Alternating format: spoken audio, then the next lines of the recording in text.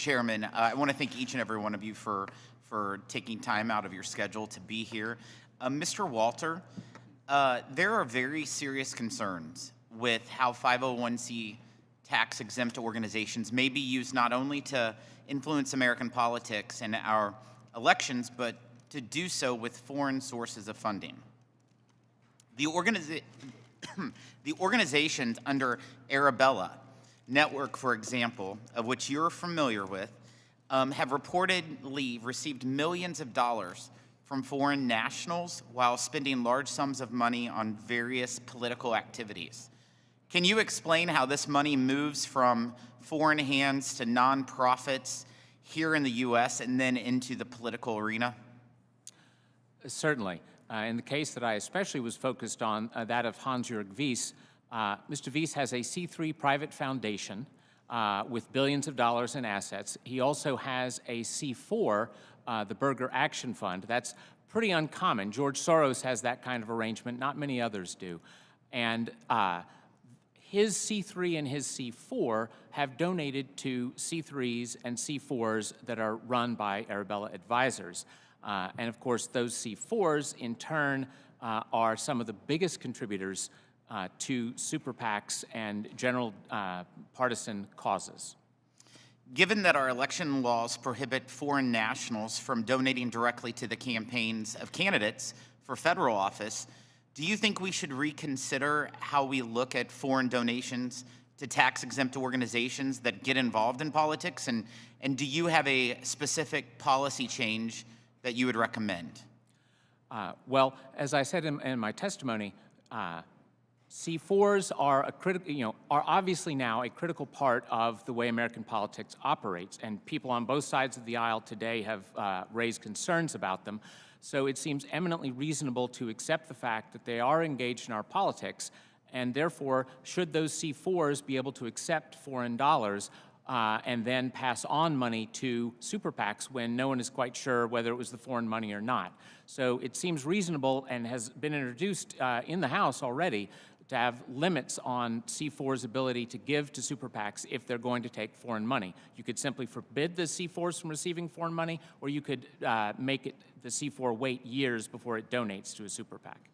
During this committee's investigation into 501c tax-exempt organizations, we came upon a quote from Mind the Gap, a Democrat super PAC that stated in 2020 memo to donors, in part, quote, "The single most effective tactic for ensuring Democrat victories, 501c3 voter registration." Mr. Walter, do you know if this group continues to hold this view and communicate this to their donors? I do, thanks to reporter Teddy Schleifer at Puck News. I can tell you that they have a 2024 cycle memo, and let me just quote a sentence. Our strategy early in the 2024 presidential race will be to massively scale high-performing voter registration and mobilization programs. The only grantee they recommend is the Voter Registration Project, a C3.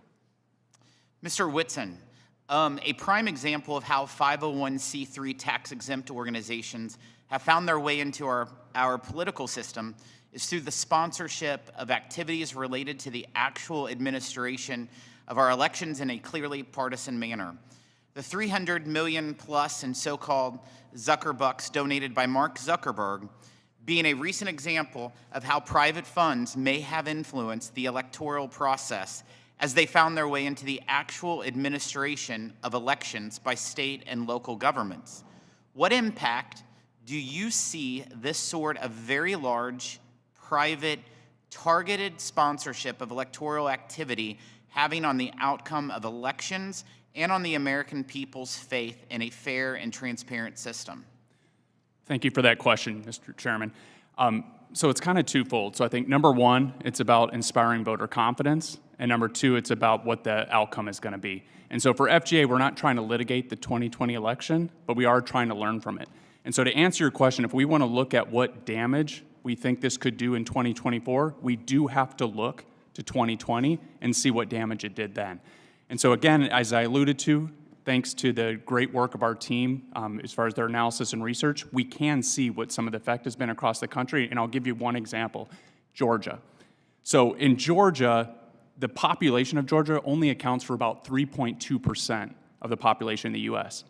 But Georgia received 9% of Zuckerbucks.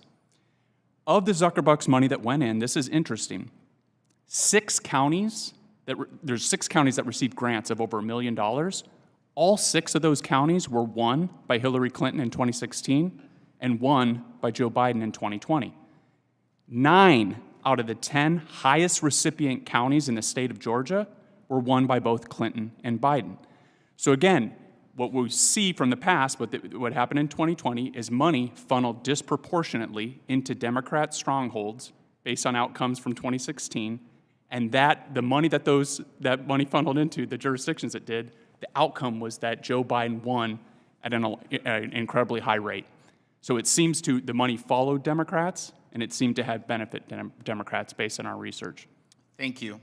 Yield back, Mr. Chairman.